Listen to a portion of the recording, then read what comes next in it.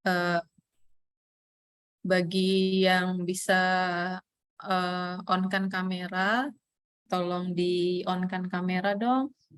Bagi teman-teman yang sedang kerja, yang kelas blended, yang belum bisa mungkin tidak apa-apa. Tapi bagi teman-teman yang sedang lagi tidak ada kelas, boleh kameranya diaktifkan ya. Terima kasih. Saya mulain ya. Untuk ini saya mohon izin share screen ya. Oke. Ya.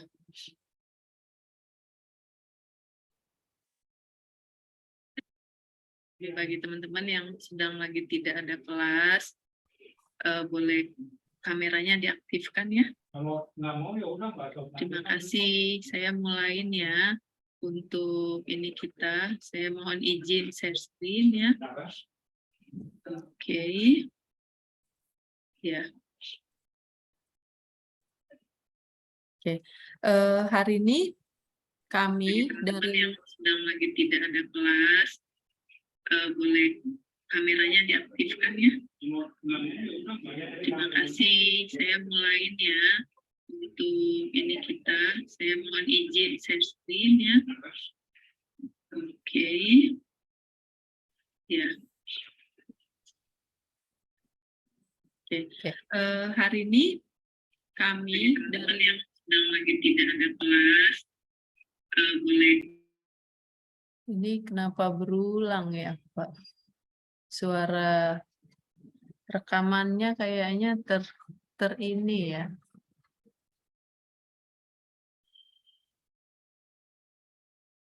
Terkirim ulang ya.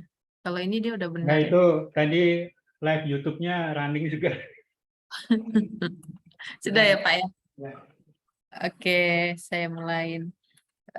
Perkenalkan, kami dari Jaya Center for Advanced Learning pada sore hari ini mau mensosialisasikan terkait wajib sertifikasi ya untuk mahasiswa Universitas Pembangunan Jaya, baik program reguler maupun di sini kebetulan ada beberapa yang sudah masuk program blended.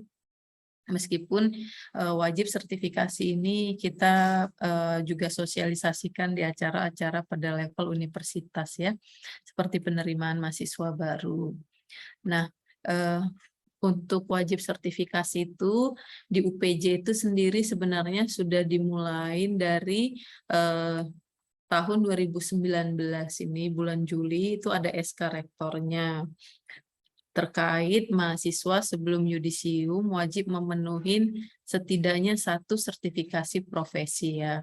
Nah, tahun 2022 pada bulan Agustus ada perubahan SK Rektor terkait wajib sertifikasi ini. Nanti ada 1 poin yang berubah di situ. Nah, latar belakang kenapa diadakan atau program wajib sertifikasi sebenarnya ini juga mengikuti daripada arahan pada Kemendikbud tentang sertifikat pendamping ijazah, yang mana setiap lulusan S1 memiliki pendamping ijazah. Hanya saja masing-masing universitas itu mengimplementasikan arahan dari Kemendikbud ini pada kebijakan yang berbeda-beda. Lalu di kita sendiri, kenapa kita melakukan wajib sertifikasi untuk membuat adanya keterkaitan antara universitas dan juga industri. Yang mana kita tahu kalau kita bicara pada ijazah ya S1 itu memang banyak menekankan kepada landasan teoretikal ya. Nah, meskipun di situ diarahkan juga adalah learning outcome-nya itu untuk skill ya. Tetapi kalau kita bicara di industri ketika perusahaan merekrut mahasiswa itu diharapkan mereka itu bisa terampil untuk melakukan hal-hal teknis pada profesi dan bidang keahliannya. Ujian sertifikasi itu adalah menyangkut kepada keterampilan teknis ya untuk melakukan satu pekerjaan. Misalnya kalau kita bicara tentang untuk programmer seperti itu untuk program studi sistem informasi untuk posisi programmer. Maka sertifikasi di situ sudah langsung mencakup kriteria-kriteria unjuk kerjanya. Apakah seseorang mampu melakukan apa saja sih yang dilakukan oleh seorang programmer seperti itu. Maka diuji apakah dia bisa melakukan unjuk kerja untuk deskripsi pekerjaan itu. Atau kalau saya ambil contoh misalnya untuk program studi akuntansi, yaitu posisinya itu adalah teknisi akuntansi. Apa saja job description pada seseorang yang memegang posisi di situ, maka nanti akan diuji di dalam kriteria unjuk kerjanya. Seperti itu untuk ujian sertifikasi profesi kompetensi teknis ya. Jadi langsung diuji seperti itu. Nah, ketika ada sertifikat kompetensi ini yang jaminannya pada level nasional, maka industri akan memiliki seperti garansi ya, bahwa orang ini bisa melakukan hal-hal teknis ini. Ini adalah websitenya JKAL yang mana teman-teman di sini bisa melihat semua informasi tentang JKAL. Lalu saya mau memperlihatkan atau menjelaskan di SK Rektor yang tahun 2022 ini, yaitu nomor 171.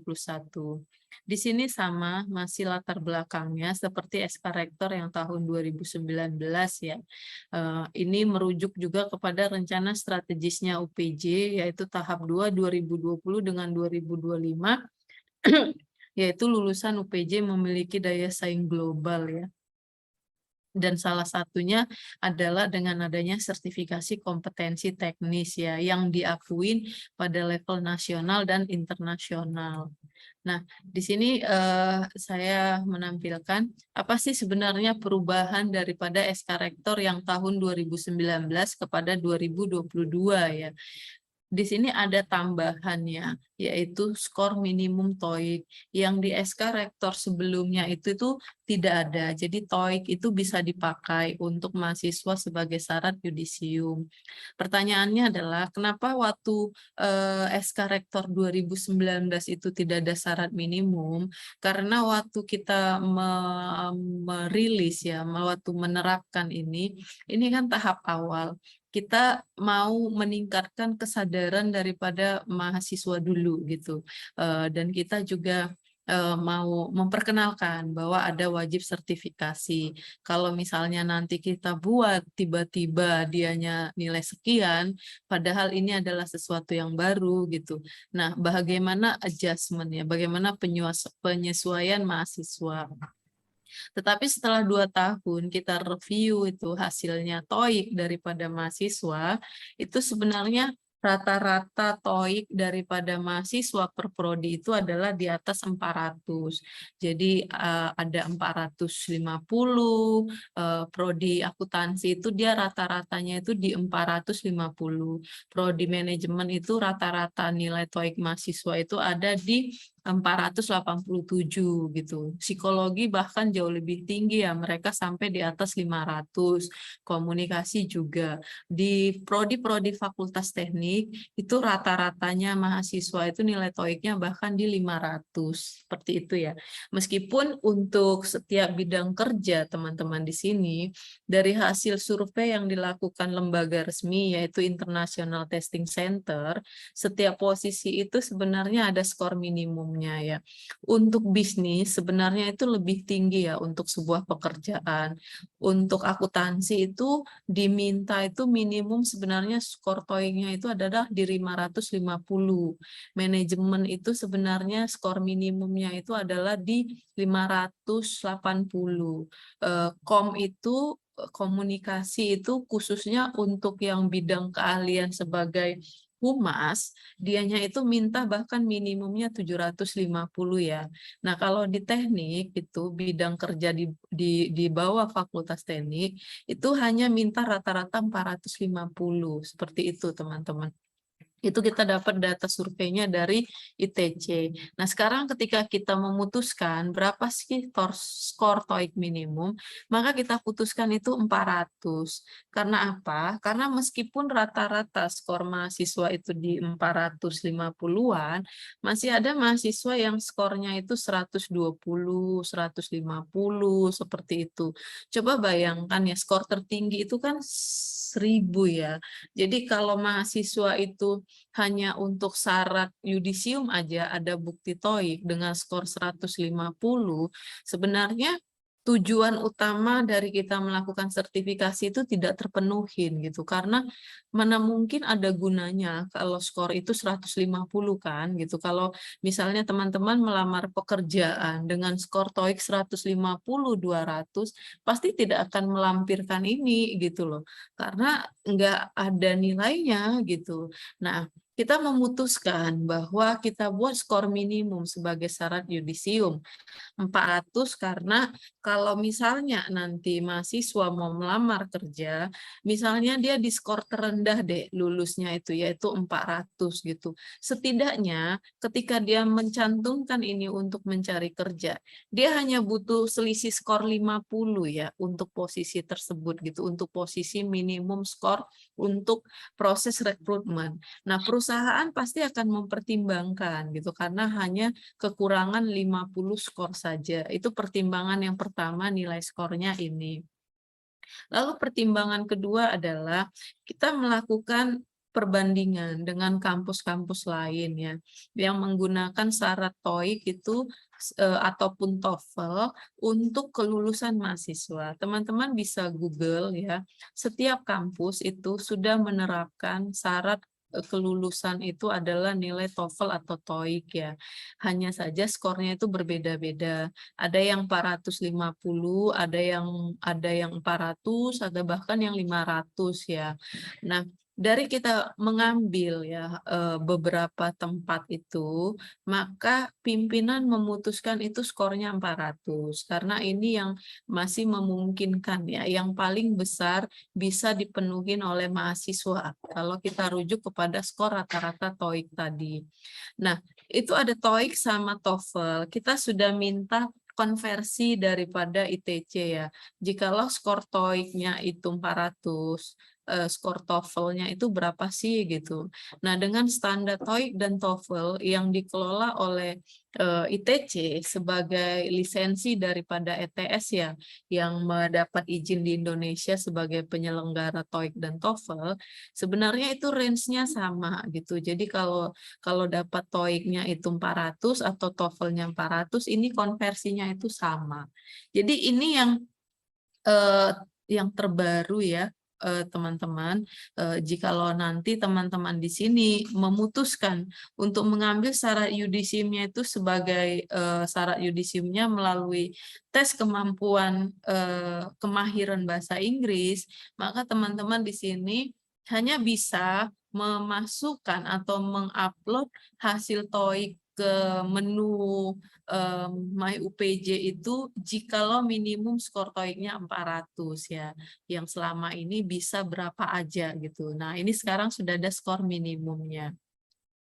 Nah, sekarang ini adalah apakah mahasiswa boleh mengambil di luar UPJ? Oh, boleh saja gitu. Jadi kalau mau mengambil TOEIC di luar UPJ bisa-bisa saja gitu. Sepanjang masa berlakunya masih ada ketika teman-teman di sini mau yudisium ya.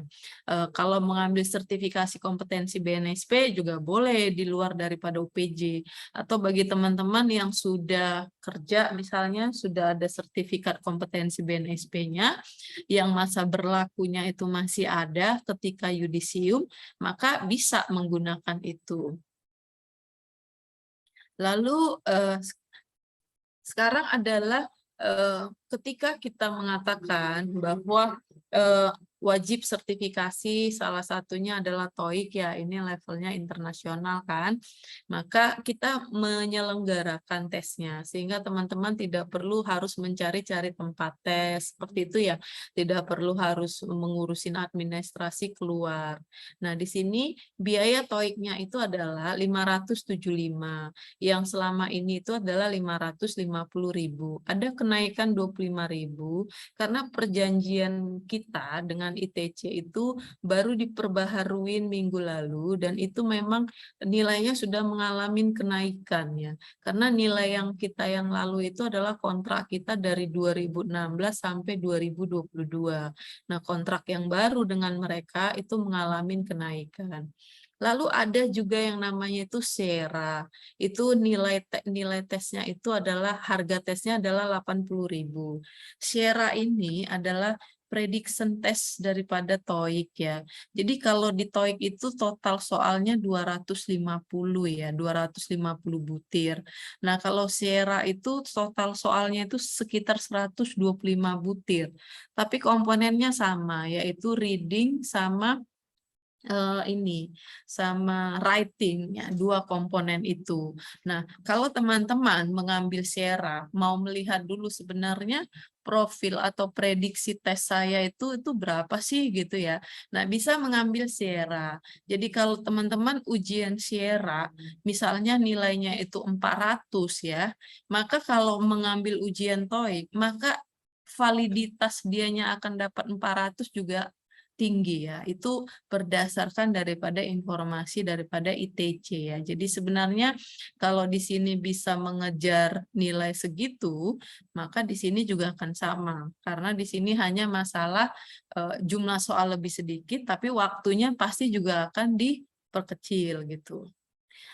Lalu di sini adalah kita sebelumnya tidak ada kerjasama dengan ITC untuk persiapan ujian, karena waktu itu kita tidak melakukan yang namanya minimum TOEIC ya.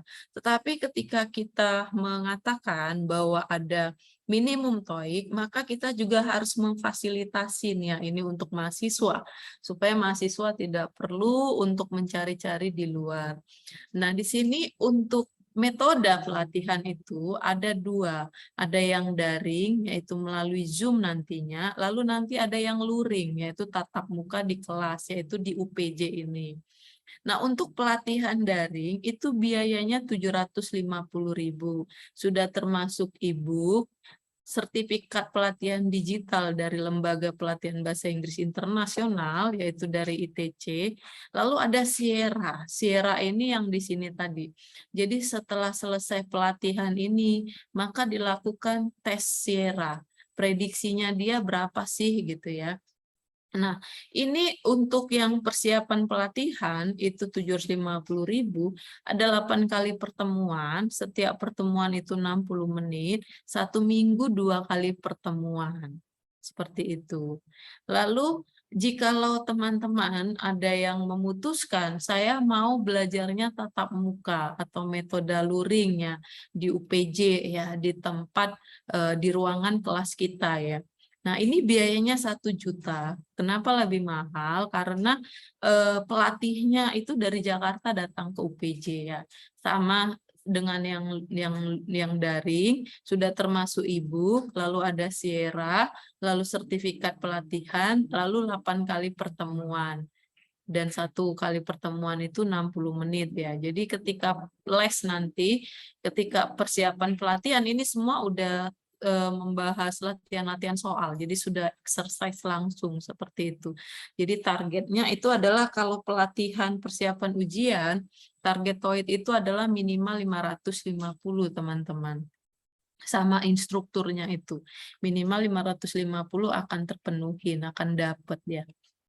Oke, untuk TOEIC itu sendiri, ini ada link pendaftarannya ya. Nanti materinya akan di-share, dan tolong materi yang di-share itu buat dari JKAL yang PPT saja, supaya linknya bisa diklik ya, jangan PDF. Nah, untuk pelatihan persiapan, ini linknya teman-teman di sini bisa klik ya. Nanti ada 2 metode, daring atau luring. Nanti dipilih aja gitu metode mana. Nah, jangan lupa kalau metodenya daring, maka nanti ketika membayarnya itu adalah 750.000 ya. Nah, ketika dianya offline atau tatap muka, maka bayarannya adalah 1 juta. Nah, ini adalah TOEIC linknya, ini adalah Sierra. Kami perlu menginformasikan bahwa nilai tes TOEIC di kita itu jauh lebih rendah daripada public grade. Jadi kalau misalnya teman-teman cek di luar, untuk TOEIC itu sendiri adalah kalau yang lama itu 650.000, kalau yang sekarang itu 675. Kalau kita kan 575 ya. Seperti itu. Karena harganya adalah harga untuk kampus. Nah, bagi teman-teman di sini yang memilih nih, kan wajib sertifikasi itu cuma 1 ya, bukan 2 ya. Itu SK rektornya itu adalah hanya wajibnya 1 gitu. Nah, kalau teman-teman itu memilih, saya tidak mau ngambil TOEIC gitu, saya mau mengambil untuk sertifikasi BNSP gitu. Karena kebetulan ini lebih mendukung saya untuk mencari kerja atau pekerjaan saya. Nah, di UPJ itu kan ada 9 skema ya. Skema teknisi akuntansi, skema manajemen hubungan pelanggan, skema SDM, skema pelaksana kegiatan humas, skema penulis naskah TV, skema programmer, skema perancang jaringan, skema asisten psikolog, lalu yang terakhir skema desainer kemasan junior ya. Nah, bagi teman-teman yang mau ikut ujian ini, maka kami untuk mulai periode ini akan menyelenggarakan persiapan pelatihan ya, persiapan ujian, pelatihan persiapan ujian. Nanti di pelatihan persiapan ujian ini tidak ada membahas teori apa seperti itu ya, karena kita langsung praktek untuk persiapan menjawab soal ya, menyelesaikan studi kasus seperti itu. Nah, biaya biaya ini biaya ujian dan biaya pelatihan ya. Ini biaya ujian dan biaya pelatihan juga ya. Maaf, ini saya edit aja langsung supaya jangan salah.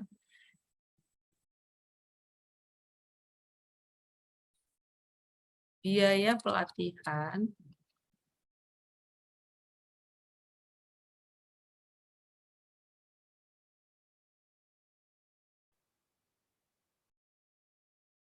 oke.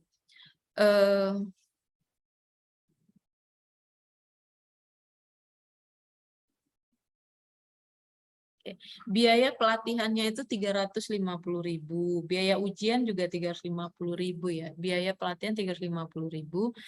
Ini offline ya, tidak ada ujian, tidak ada persiapan pelatihan, persiapan ujian ini online karena materinya berat ya di sini.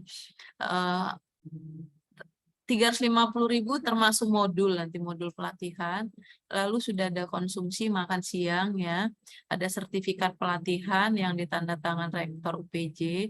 Durasi pelatihan itu 3-4 jam, jadi masing-masing skema itu akan berbeda durasinya ya. Mungkin nanti ada satu skema dia break dulu, itu untuk beberapa unit kompetensi atau beberapa case study, baru dia lanjut lagi. Itu 1 kali pertemuan ya di sini. Ini biayanya. Kalau teman-teman mau ikut, itu ini link pendaftarannya. Pendaftaran kita buka sampai tanggal 18 Oktober ya. Pelatihan kita akan buat rencananya itu adalah di akhir Oktober atau di awal November. Ujian sertifikasi rencananya dilakukan di bulan Desember. Karena supaya nanti mahasiswa itu tidak stres waktu ada yang mau yudisiumnya itu diganjil gitu, karena yudisium diganjil itu kan di bulan Februari ya. Jadi kalau udah selesai nih hasil-hasilnya udah keluar waktu Januari itu udah tenang gitu, untuk nguploadnya juga udah tenang. Kita juga kan butuh minta blanko ya kepada BNSP. Jadi ketika dia yudisium itu sudah mendapatkan sertifikat dari BNSP seperti itu. Lalu selain untuk itu 9 skema, ada beberapa mahasiswa itu yang kebutuhannya itu tidak terpenuhi dari skema sertifikasi ya. Misalnya kalau di manajemen itu ada yang konsentrasi keuangan ya. Konsentrasi keuangan kita belum ada skemanya karena waktu kita mengajukan ke BNSP, skema itu belum disetujui ya.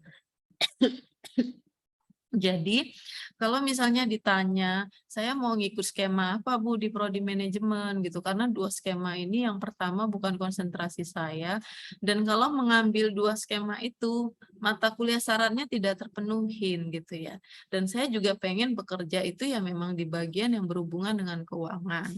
Ini juga dialami oleh mahasiswa akuntansi ya. Mahasiswa akuntansi meskipun ada skemanya, tetapi ada yang memang dianya itu maunya itu ya memang untuk dipajak gitu.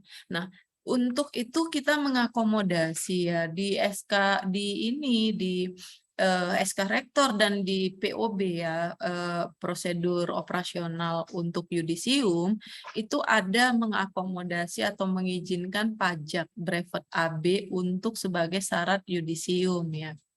Nah, kita menyelenggarakan ini pelatihan pajak brevet AB ya, individu dan perusahaan ya. Di sini itu biayanya itu 1.500.000. Ini sampai dengan selesai itu sampai ujian itu biasanya 2 bulan ya. Ini durasinya itu cukup lama ya. 19 kali pertemuan, Senin sampai Jumat, 3 jam per pertemuan. Biasanya ini kita lakukan di sore hari setelah pulang kerja ya. Nah, itu biasanya itu adalah mulainya di jam 6, tengah 6 atau jam 6 ya, Bu? Setengah 6, lalu sholat maghrib, lalu kita lanjut lagi seperti itu. Selesainya biasanya di jam 9, setengah 10, tergantung daripada pelatihnya. Dan juga kadang teman-teman itu nanya ya panjang gitu, bahkan yang bekerja itu sering nanya tentang kasus-kasus pajak di tempatnya, kebetulan dia ngurus pajak, jadi diskusi di situ. Nah, ini kita akomodasi, tapi saat ini pelatihan yang kita buka ini adalah yang online. Untuk tahun depan kita rencana membuka offline, itu tapi kegiatannya di hari Sabtu full, cuma 1 bulan, hari Sabtu dari jam 9 sampai jam 5 sore. Untuk yang sekarang kita buka itu adalah yang online, ini biaya pendaftarannya. Nah, ujian ada untuk pajak ya. Ujiannya itu untuk ujian ulang bagi yang tidak lulus itu hanya bisa 1 kali. Karena apa? Karena trenernya itu tidak mengizinkan ujian ulang 2 kali. Katanya tidak memenuhi standar minimum sebagai teknisi pajak seperti itu. Nah, untuk pelatih kita di pajak ini itu adalah auditor-auditor pajak yang memiliki sertifikasi pajak ya, sertifikasi pajak dan memiliki lisensi ya untuk sebagai konsultan pajak. Ini adalah link pendaftarannya. Nah, tetapi teman-teman, untuk pajak ini, sertifikatnya itu belum pada level nasional, tetapi levelnya universitas. Jadi yang mengeluarkan adalah UPJ, yang nanda tangan adalah rektor, seperti itu. Hanya saja materi dari pelatihan pajak kita, ini materinya itu sama dengan 1 skema teknisi pajak untuk BNSP. Jadi kalau nanti pelatihan ini terus berjalan, kita mengajukan perluasan skema yang pastinya tahun depan kita melakukan perluasan skema untuk pajak, maka materi ini sudah sesuai untuk ujian sertifikasi skema teknisi pajak. Nah, ada beberapa mahasiswa yang bertanya, kalau saya sudah ada pelatihan pajak nih, gitu, ada sertifikatnya, ngambilnya di tempat lain, apakah boleh? Boleh saja, yang pasti pertama nanti kita lihat tuh kan ada transkrip nilai ya untuk pelatihan ini. Apakah materi-materi pelatihan pajak brevet AB yang dia peroleh di luar sana itu setidaknya sama banyaknya dengan materi kita gitu. Jadi nanti ada lingkupnya itu apakah sama gitu. Nanti biasanya kita kasih silabus pelatihan kita gitu. Jadi kita cek gitu. Nah, kalau memang materi yang diperoleh dari luar sama dengan konten yang kita punya di sini, dan juga durasinya itu tidak lebih dari 2 tahun, maka kita bisa menerimanya gitu. Kenapa 2 tahun? Karena pajak ini harusnya itu 1 tahun, teman-teman, kalau misalnya menurut aturan daripada pelatih kita gitu. Karena pajak sendiri itu kan sesuai dengan undang-undangnya. Nah, undang-undang pajak itu kan cepat sekali ini ya, ada perubahan. Kayak kemarin waktu COVID sendiri kan ada tentang pajak ya, bantuan ya, itu bukan bantuan sih, insentif pajak ya, sebagai akibat COVID gitu. Nah, itu kan akan masuk gitu di materi pelatihan yang waktu kita lakukan di batch 2 kemarin tuh gitu. Jadi gimana menghitung insentif pajak gitu sebagai dampaknya COVID gitu. Nah, kita mengakomodasi ini di setiap kali materi pelatihan gitu. Ada peraturan yang baru gitu. Misalnya seperti tahun lalu pembelian kendaraan itu ya karena kondisi maka ada insentif pajak gitu. Nah, itu dibahas gitu. Ini yang menyebabkan kita mengakomodasi jikalau sertifikat pelatihan pajak yang teman-teman ambil di luar tidak lebih dari 2 tahun, maka itu masih bisa gitu. Masih bisa dipakai untuk syarat yudisium ketika teman-teman itu yudisium gitu. Tapi kalau pelatihan pajaknya itu diambil nih misalnya tahun 2018, terus teman-teman yudisium misalnya di tahun 2023 gitu, tahun depan Januari. Ini sudah terlalu jauh ya gitu. Jadi materi pajaknya itu juga mungkin sudah sangat banyak berubah gitu. Nah, itu menjadi konsiderasi untuk teman-teman yang menggunakan sertifikat pajak untuk syarat yudisium. Tapi kalau terpenuhin yang tadi, saya mengambilnya misalnya di STAN atau di kampus lain, tidak lebih dari 2 tahun yang lalu materinya itu sama, konten topiknya itu sama dengan punya kita, maka teman-teman di sini bisa menggunakan itu untuk syarat yudisium. Ini adalah link pendaftaran ya. Link pendaftaran untuk pajak. Nah, untuk pajak sendiri kita batasin maksimum 1 kelasnya, yaitu maksimumnya itu di 25. Saat ini kita sudah memiliki peserta 20. Jadi kalau ada teman-teman yang mau mengambil pajak, silakan mendaftar dengan kuota hanya 5. Jadi kalau misalnya lebih dari situ, kita akan membuka di kelas baru. Nah, kelas barunya itu juga kita akan menunggu minimum pesertanya juga, karena kan kita bayar pelatihnya mahal ya dari luar sana gitu. Jadi kalau misalnya 1 kelas baru terbuka, maka kita setidaknya bisa membayar untuk pelatihnya gitu. Jadi kalau ada di sini yang mau mengambil pajak, masih ada 5 peserta lagi kuotanya untuk itu. Itu materi dari saya buka tanya jawab, ini ada profilnya Jekal, ada websitenya, bisa dilihat semua informasinya ada di websitenya Jekal, ataupun di IG-nya Jekal. IG-nya Jekal itu bisa diketik ya Bu Ida atau Kat itu di link chat. Itu materi dari saya buka tanya jawab bagi teman-teman jikalau ada yang mau diskusi.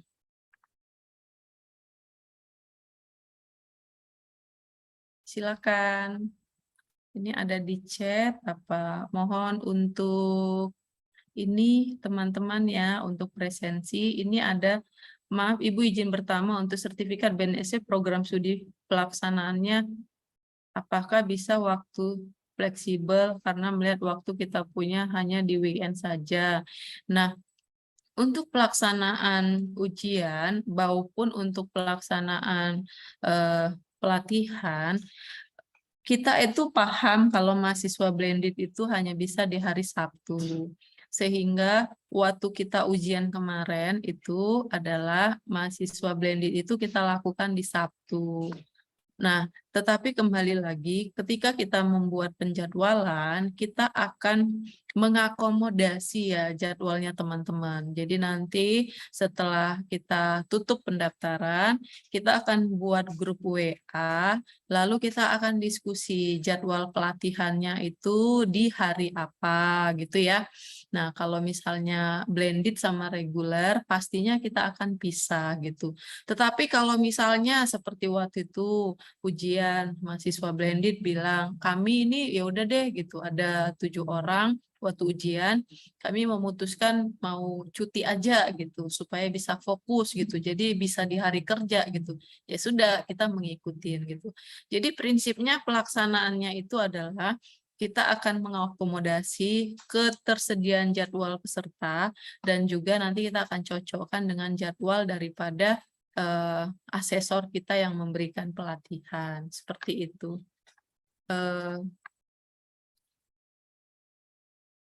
Ada lagi pertanyaan?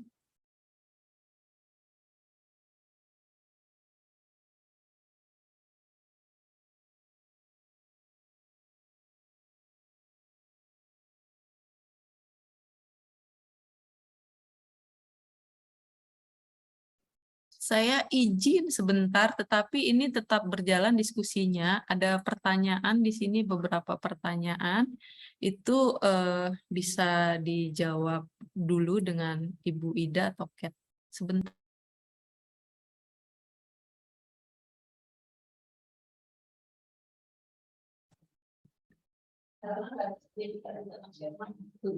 Halo.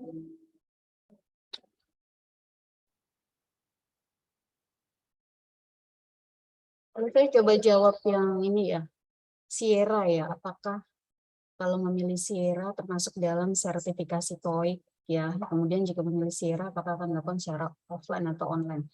Jadi Sierra itu TOEIC prediction gitu, jadi dia nggak bisa dipakai sebagai syarat yudisium. Dan ini dilaksanakannya secara online. Ada lagi yang mau bertanya?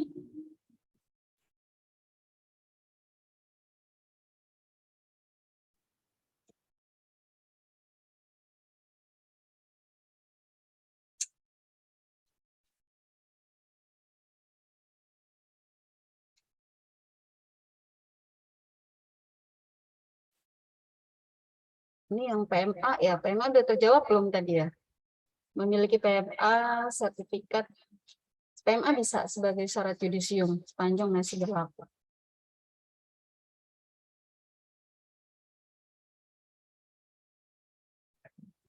Lutfi udah ya, PMA ya.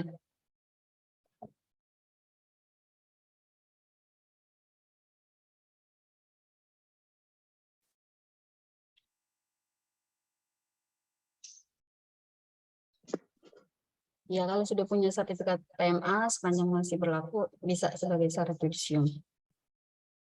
Ada lagi?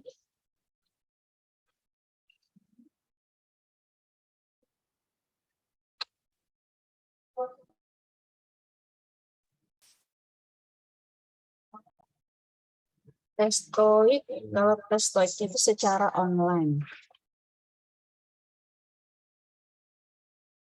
Kalau pelatihannya ada 2 pilihan, bisa online dan offline.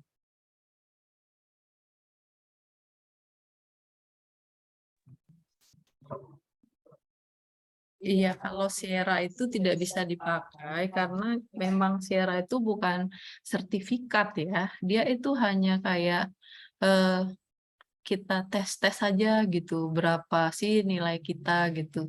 Tapi kalau TOEIC itu kan sertifikat ya, ada masa berlakunya 3 tahun dan bisa dipakai dimanapun gitu. Jadi kalau teman-teman mau ngambil beasiswa, biasanya juga bisa menggunakan itu gitu untuk sebagai syarat mengajukan beasiswa.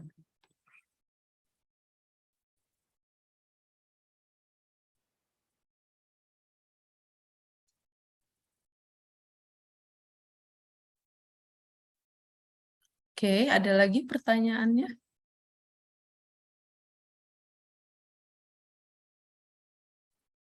Kalau TOEIC itu ujiannya masih online ya, jadi bisa ini.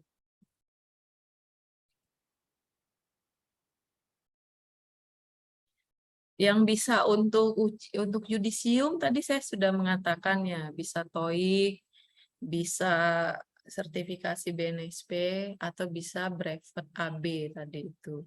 Yang tidak bisa dari situ itu adalah untuk Sierra.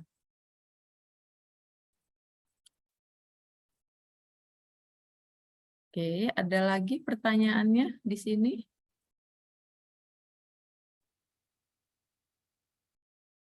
Ini ada PMA. PMA itu internasional, bisa dipakai.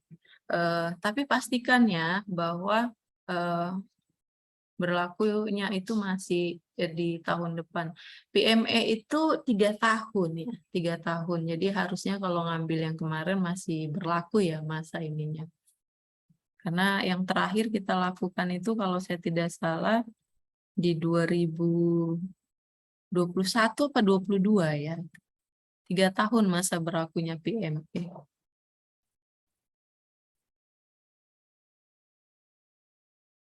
Pendaftaran TOEIC itu di linknya itu bisa diklik. Kita akan, ini pendaftaran apa nih?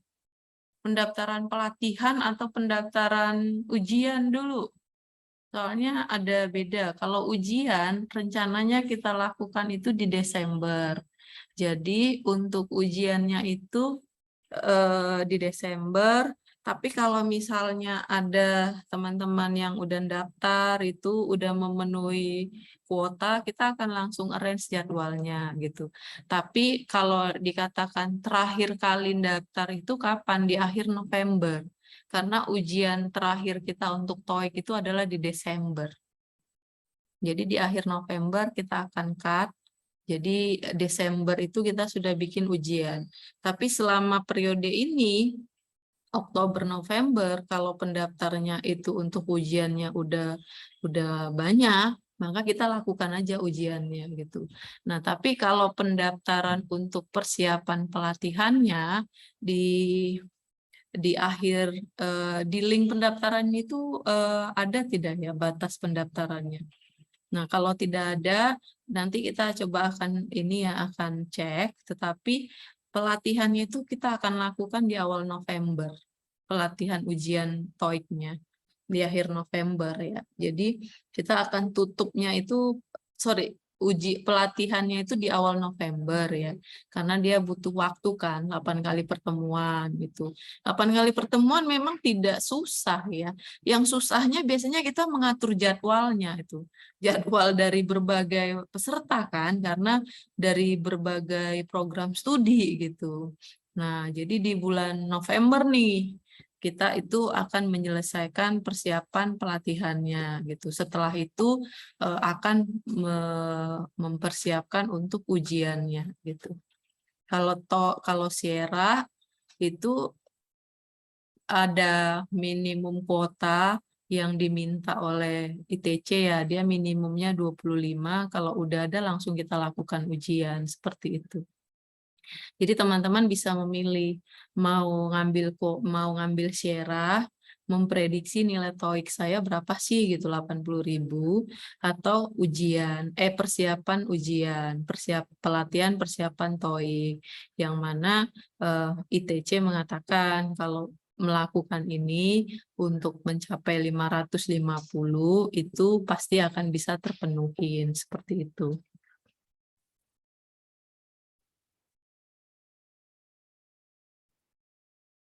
Jadi ujian sertifikasi kita akan selenggarakan itu di bulan Desember. Pelatihannya kita akan lakukan di akhir Oktober atau di awal November ya. Nanti kita lihat jadwal yang cocok dari semua peserta itu dan juga dari fasilitatornya itu di tanggal berapa. Yang pasti kalau blended, pasti kita akan mengakomodasi ya jadwal daripada teman-teman blended yang akan diselenggarakan tidak di hari kerja.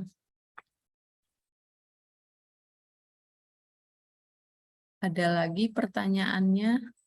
Materinya bisa di-share ya, tapi tadi itu ada salah, bukan biaya ujian, biaya pelatihan ya. Biaya ujian juga sama, 350 untuk sertifikasi BNSP.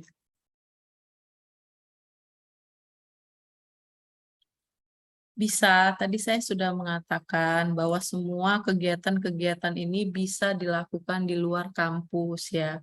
Tidak mesti harus di JKAL. Yang penting memenuhi syarat itu tadi gitu.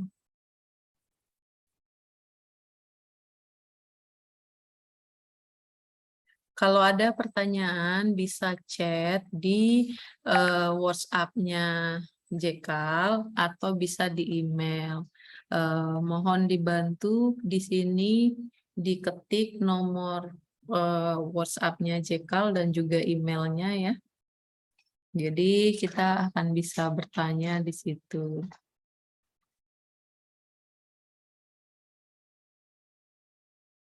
Nah, ini banyak pertanyaan ya. Saya bisa nggak ngambil di sana? Bisa, bisa aja gitu ya. Biasanya untuk ujian sertifikasi, kita akan selenggarakan itu di dekat-dekatnya yudisium ya. Jadi misalnya itu kayak yudisium di Ganjil itu kan Februari ya. Maka kita menyelenggarakan sertifikasinya itu di bulan Desember gitu. Jadi kalau misalnya tahun depan yudisiumnya digenap, kita akan menyelenggarakan itu adalah di bulan Mei atau di bulan, sorry nggak bisa di bulan Mei itu, di bulan Juni, atau di bulan Juli gitu. Kenapa alasannya di situ? Karena dari jadwal akademik kampus pun itu tidak memungkinkan diselenggarakan di bulan lain, yaitu pertama itu masuk masa kalau di awal-awal nih gini masuk awal perkuliahan gitu. Lalu yang berikutnya itu adalah masuk di awal ujian dan juga persiapan berbagai ujian kayak di ujian KP lah, ujian proposal lah, ujian skripsi lah, seperti itu. Jadi dari jadwal asesor juga susah, dari jadwal kita lihat akademik juga susah tuh gitu. Nah, yang paling memungkinkan biasanya dosen-dosen meminta kalau kita untuk ujian setelah jadwal ujian skripsi selesai, seperti itu. Maka kita akan membuat di jadwalnya di situ. Nah, dari teman-teman yang kemarin tuh ujian, ketika dia berbarengan ngambil sertifikasinya dengan jadwal yudisium, itu dia hektiknya luar biasa gitu, karena dia masih mempersiapkan ujian, tapi dia juga mempersiapkan untuk skripsinya seperti itu, belum lagi pengesahan, belum lagi revisi, bahkan ada jadwal bimbing, jadwal ujian yang berbarengan nih dengan jadwal ujian skripsinya seperti itu. Nah itu tuh bentroknya itu tuh nanti yang pasti nggak mungkin mengubah jadwal di sertifikasi, karena jadwal sertifikasi kan berbarengan dengan jadwal mahasiswa yang lainnya gitu. Lalu yang kedua adalah jikalau nih mahasiswa pas ujian ada unit kompetensi yang belum kompeten seperti itu ya. Jadi misalnya nih skema SDM tuh yang paling banyak ya. Ada 42 unit kompetensinya. Nah, ketika dia ujian, dianya itu ada yang tidak lulus, tidak kompeten. Misalnya itu di 10 unit kompetensi atau di 7 unit kompetensi. Nah, ini tuh belum bisa lulus gitu, karena syarat untuk mendapatkan sertifikat BNSP, dia harus kompeten untuk semua unitnya di skema tersebut gitu. Nah, waktu yang semester lalu, mereka akan ujian ulang ya, ujian ulang untuk skema itu. Tetapi hanya ujian di unit kompetensi yang belum selesai. Misalnya seperti tadi, ada 10 unit kompetensi yang belum lulus gitu. Nah, di ujian ulang maka dia akan akan ujian cuma di 10 unit kompetensi ini. Nah, kalau seandainya teman-teman untuk sekarang mengambil nih ujian di ganjil ini gitu. Ternyata itu ada unit kompetensi yang belum lulus gitu. Tapi sudah ada tabungan gitu. Saya sudah tinggal 10 atau 2 atau 5 unit kompetensi lagi gitu ya. Nanti kita akan mengeluarkan yang namanya sertifikat paspor skill ya. Paspor skill ini akan mencantumkan unit-unit kompetensi yang sudah kompeten. Lalu mengambil sisanya itu misalnya di genap tuh gitu. Nah, jadi ujiannya di genapnya itu udah tinggal 10 unit kompetensi, tinggal unit kompetensi gitu. Jadi udah menabung duluan gitu. Ada berapa unit yang sudah saya selesaikan. Nah, terkait biaya ujian ketika tidak menyelesaikan semua unit kompetensi, kebijakan yang lalu itu rektor memberikan ujian yang kedua itu potongan harga 50%. Jadi kalau biaya ujian sertifikasi 350.000, maka untuk yang keduanya itu adalah 175.000 gitu. Kenapa masih membayar? Karena kita juga masih membayar asesornya gitu. Asesornya kan tetap kerja tuh. Dokumen-dokumen kan harus tetap kita sediakan untuk mahasiswa itu untuk ujian seperti itu.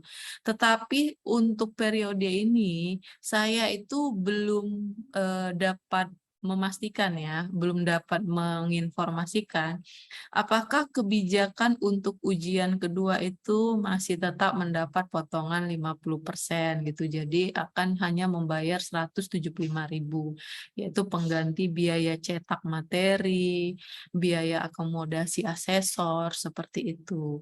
Jadi ini sih gitu. Tapi kalau misalnya teman-teman nih ternyata pelatihan bagus banget belajarnya seperti ini, ternyata bisa 1 kali ujian lulus gitu ya, udah tenang gitu. Jadi udah nggak mikirin lagi untuk sertifikasi kompetensi.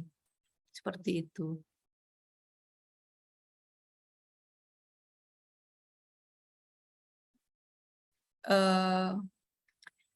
Ini ada pertanyaan itu tidak bisa mengisi form pelaksanaan tes TOEIC ya. Namun di kolom pengisian mahasiswa sesuai dengan tidak bisa mengisi nama ya. Namanya apa ya maksudnya? Boleh ini Tasya, maksudnya gimana ya? Jadi saat saya membuka linknya Ibu untuk link Ujian ya, ujian TOEIC ya? Ya, yang 575.000. Yang berapa? 575.000 Ibu. Ya, Itu kan ada kolom untuk pengisian nama mahasiswa sesuai KTP ya Bu. Namun di kolomnya tersebut itu nggak bisa mengisi nama Bu, malah munculnya row kolom 1 doang. Coba ya. Ya. Ini saya tampilkan. Yang ini kan ya? Oh ini pelatihan, sorry. Ujian. Oh ini dia TOEIC.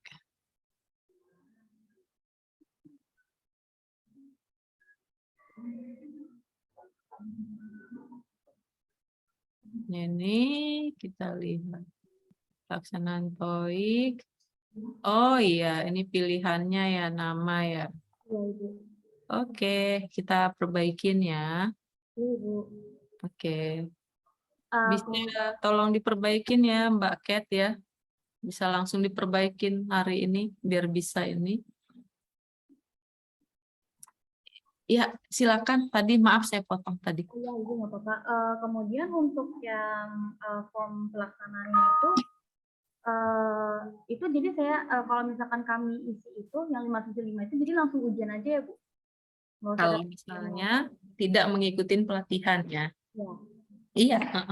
Kalau misalnya mau ngikutin pelatihan, diisi pelatihannya seperti itu di form pelatihan. Tapi kalau misalnya langsung ujian ya ujian aja seperti itu. Itu Bu. Untuk batasnya ini pendaftaran pelaksanaannya tanggal berapa ya Bu? Untuk TOEIC itu kita rencana akan melakukan ujiannya itu adalah di bulan Desember atau di November. Tetapi kalau misalnya itu sudah ada 25, kita akan lakukan ujian gitu. Nah, pendaftarannya itu terakhir itu ya kita buat itu di bulan November gitu. Oh, oke, Ibu. Iya, tapi kalau misalnya udah ada daftar 25 kita langsung buat ujian seperti itu. Jadi nggak nunggu-nunggu seperti itu karena di ITC-nya sendiri bisa menyelenggarakannya itu kapan aja sih gitu. Oh, baik, Ibu. Terima kasih banyak, Ibu. Sama-sama. Sertifikat TOEIC tadi saya sudah sampaikan masa berlakunya 3 tahun. Bisa dipakai di negara manapun ya. Sierra itu tidak bisa dipakai karena memang bukan internasional ya. Dia hanya kayak latihan gitu aja. Oke, ada lagi yang bertanya. Tadi saya lihat ada yang raise hand itu di mana ya? Nggak ada ya? Oh ya, nanti bagi yang mendaftar itu TOEIC ujian itu akan ada e-booknya ya. Nanti e-booknya kita akan kasih setelah kita ngambil pendaftarannya. E-booknya itu 2 bahasa. Nah, di e-booknya itu juga ada latihan-latihan sih. Ada lagi pertanyaannya? Ini izin bertanya untuk pelatihan persiapan sertifikasi profesi untuk 9 skema di LSP UPJ itu apakah mahasiswa wajib mengikuti? Tidak ya, terutama mahasiswa desain produk karena di linknya tidak ada pilihan prodi DP dan ada di link DP ya. Nah, iya mohon maaf ya. Nah, desain kemasan junior itu memang waktu kita ngajukan skema ini ke BNSP itu di bawah prodi DKV. Tapi waktu kita mengajukan skema untuk DPI, skemanya itu tuh belum disetujuin sama BNSP ya. Nah, kita kan kemarin diskusi dengan Pak Rio. Kalau misalnya mahasiswa DPI itu mau mengambil skema ini, apakah syarat-syarat mata kuliah yang kita buat di skema itu ada mata kuliahnya di DPI. Nah, Pak Rio mengatakan mungkin nama mata kuliahnya itu berbeda dengan DKV, tetapi kontennya itu masih ada gitu, masih mirip. Jadi mahasiswa DPI boleh mengambil skema di DKV, desainer kemasan junior. Hanya nanti kalau teman-teman dari DPI itu mau mengambil desainer kemasan junior, nanti kami akan berkirim email kepada kepala program studinya untuk membuat sebuah surat pernyataan bahwa mata kuliah syarat ini sudah dipenuhi oleh mahasiswa ini dengan mata kuliah ini gitu. Jadi nanti transkrip nilainya itu adalah transkrip nilai yang ada di mata kuliah DPI. Ya, ini juga saya luput ya, mohon maaf ya. Saya mohon untuk Mbak Ket ya di sini tolong ditambahkan prodi DPI ya, DP desain produk ya, supaya ditambahkan di situ. Dia bisa mengambil skemanya di situ. Seperti itu, dan saya dapat info dari dosen katanya prodi belum terdaftar, belum didapat mahasiswanya. Nah, ya itu gitu, belum ada skemanya, tapi bisa mengambil desainer kemasan junior. Nanti kalau mengambil ini, adminnya LSP akan berhubungan ya dengan kepala program studinya gitu. Nanti kita akan kasih suratnya ini kepada pesertanya, lalu pesertanya mencantumkan transkrip nilai atau transkrip nilai sesuai dengan mata kuliah yang ada di skema itu, yang dikonversi, yang ditulis oleh kepala program studinya. Demikian Givari, apakah menjawab? Iya, Bu. Oke, mohon maaf ya kita terluput. Mohon kepada Mbak Ket untuk menambahkan ya DPI-nya. Oh iya, Bu. Maaf, ingin Iya, memastikan silakan. lagi. Berarti itu untuk program LSP-nya itu tidak wajib ya, Bu? Oh, pelatihannya itu tidak wajib ya. Soalnya kan saya kan belum ngambil mata kuliah desain kemasannya dikarenakan katanya itu mata kuliahnya itu yang tidak wajib. Dan juga jadi saya ada berbentrokan gitu, Bu, jadi harus milih salah satu matkul gitu. Jadi Iya, yang iya. saya prioritaskan itu yang mata kuliah wajib yang di Iya, Prodi. iya. Nah, kalau kamu untuk persiapan pelatihan itu nggak mesti harus nggak mesti harus mencantumkan transkrip gitu. Tetapi memang kalau kamu ikut pelatihan, sebaiknya itu sudah selesai mata kuliah itu. Karena apa? Karena udah punya gambaran kan di kelas. Karena pelatihan persiapan ujian itu udah nggak ada membahas teori, udah membahas demonstrasi kerja gitu. Jadi misalnya kayak desainer kemasan junior itu langsung dikasih instruksi membuat ini, membuat ini, membuat ini gitu. Nah, kalau tidak mengambil mata kuliahnya itu mungkin ya bisa ada dua ya sisinya. Yang pertama, kamu punya gambaran, oh mata kuliah ini, jadi nanti di semester berikutnya kamu ambil mata kuliah itu udah lebih gampang kan, karena oh saya pelatihan kemarin ini ya, ini seperti itu gitu. Cuman pas pelatihan mungkin kamu akan harus belajar banyak ya, belajar keras gitu pas persiapan pelatihannya gitu. Nah, kalau dianya itu sudah mengambil mata kuliah itu, waktu dia persiapan pelatihan, dia sudah ada gambaran informasi. Oh, mata kuliah ini tinggal tugas-tugasnya saya mengerjakan ini. Seperti itu sih gitu. Nah, tapi kalau persiapan pelatihan itu nggak wajib bagi mahasiswa. Seperti itu. Oh ya, baik, Bu. Iya, terima kasih Gifari. Saya apakah ada lagi? Takutnya ada yang kelewat. Ini tadi formnya sudah ya. Ini itu tadi tahun depan saya saat ini sudah cukup. Oke, apakah ada lagi? Kalau tidak ada, kami akan akhirin ya. Untuk ini materinya itu apakah sudah di-share di sini? Belum ya? Ini saya coba share ya materinya supaya bisa langsung di-download sama teman-teman. Ibu, untuk Yes. bagaimana ya? Kenapa? Linknya, perbaikan linknya nanti akan dikirim kemana ya? Ini saya kirim linknya ya sekarang ya. Linknya itu sama, tetap linknya. Cuman untuk yang tadi itu cuman tinggal menggantinya aja. Oh, baik Ibu. Link pendaftarannya sama. Ini materinya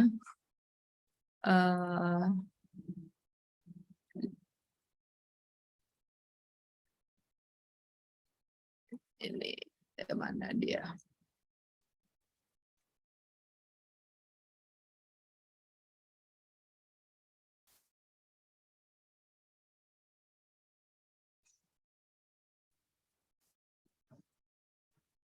Oke, itu materinya. Linknya itu masih tetap sama ya. Cuman tinggal kita mengubah di situnya aja nanti. Oke, mohon untuk mengisi presensi ya untuk semuanya. Nanti rekamannya juga kita akan upload ya di websitenya BKL dan juga websitenya JKAL ya bagi teman-teman semuanya. Terima kasih. Kalau tidak ada pertanyaan, kita akan akhirin untuk pertemuan kita ini. Terima kasih buat Pak Fauzan dan tim ya untuk membantu kita dalam pengaturan untuk sosialisasi ini. Kalau dari Pak Fauzan ada yang mau disampaikan, saya kembalikan Pak. Baik, terima kasih Ibu. Semoga informasi hari ini bermanfaat buat mahasiswa semuanya. Kemudian kalau masih tadi ada yang kelewat atau apa, bisa rekaman hari ini bisa dilihat juga di YouTube. Hari ini di streaming live, linknya sudah saya taruh di kolom chat ya. Untuk Setelah itu mungkin kita bisa akhiri. Sekali lagi selamat sore dan terima kasih semuanya. Selamat sore Pak Fauzan, sore teman-teman semua.